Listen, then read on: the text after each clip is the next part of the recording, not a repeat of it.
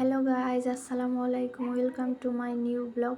So আজকে আমি চলে এসেছি ডিম খিচুড়ি রান্না করব, তাই ভাবলাম আপনাদের সাথে একটু শেয়ার করে নিই। আমি এখানে খিচুড়িটা রান্না করার জন্য নিয়েছি মসুরের ডাল আর চিনি গুঁড়া চাল। আপনারা চাইলে অন্য কোনো চালও ব্যবহার করতে পারেন। তার পাশাপাশি আমাদের লাগবে পেঁয়াজ কুচি, কাঁচামরিচ, তেজপাতা, দারুচিনি আর আপনারা চাইলে লবঙ্গটাও ব্যবহার করতে পারেন, আমি করিনি, এখানে স্কিপ করেছি। সাথে লাগবে আলু আর রসুন কুচি, ধনে পাতা, ডিম সিদ্ধ করে রেখেছি আমি আগে থেকে। তার পাশাপাশি লাগবে আদা বাটা।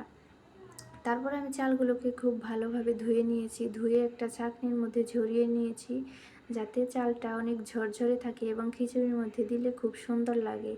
তারপর আমি চুলার মধ্যে একটা প্যান বসিয়ে নিয়েছি, প্যান বসিয়ে তেল গরম করে নিচ্ছি। তার পাশাপাশি আমি সেই ডিমগুলো আর আলুগুলো খুব ভালোভাবে লবণ মরিচ দিয়ে মাখিয়ে চুলার মধ্যে হালকা করে ভেজে নিচ্ছি, যাতে খিচুড়ির মধ্যে দিলে কালারটা খুব সুন্দর আসে। এভাবেই খুব সুন্দর আলতো আছে আপনাদেরকে ভেজে নিতে হবে।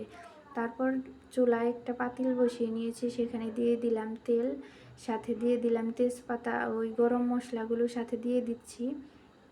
তারপর আমি দিয়ে দিব রসুন কুচি, তারপর সাথে পেঁয়াজ কুচি, কাঁচামরিচ সবই দিয়ে দিব একসাথে। তারপর আদা বাটা, তারপর লবণ, সাথে দিয়ে দিচ্ছি শুকনো মরিচের গুঁড়ো। তারপর খুব ভালোভাবে নেড়ে চেড়ে ভেজে নিতে হবে, যাতে কাঁচা ভাবটা এর মধ্যে না থেকে যায়। তারপর সেই আদা আর ডিমগুলো আমি এখানে সেই আলু আর ডিমগুলো আমি এখানে দিয়ে দিলাম। তারপর একটু নেড়ে চেড়ে ডিমগুলোকে আমি উঠিয়ে রাখলাম, যাতে ভেঙে না যায়। তারপর এটাকে খুব ভালোভাবে একটা সুন্দর কালার আনতে হবে ভেজে ভেজে।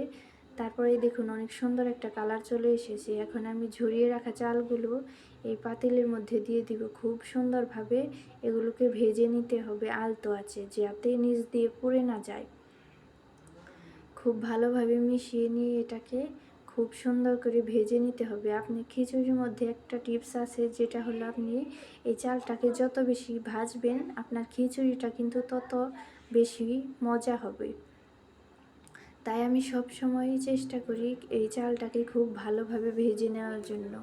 আর এই চালটা ভেজে নেওয়ার জন্য আপনাকে কিন্তু অবশ্যই পাতিলটা আগে তেল দিয়ে ভালোভাবে গরম করে নিতে হবে, নয়তো এই চালটা আপনার পাতিলের মধ্যে লেগে যেতে পারে। তাই আমি সব সময় এই টিপসটা ইউজ করি, আপনারাও চাইলে করতে পারেন। সো এভাবে ভেজে নিচ্ছি অনেকক্ষণ। তারপর আমি পরিমাণ মতো পানি মেপে রেখেছিলাম, এখানে আমি দিয়ে দিয়েছি 3 পট চাল। তো সেই অনুযায়ী আমাকে পানিটা দিতে হবে কম বেশি করে, আপনারাও দিবেন।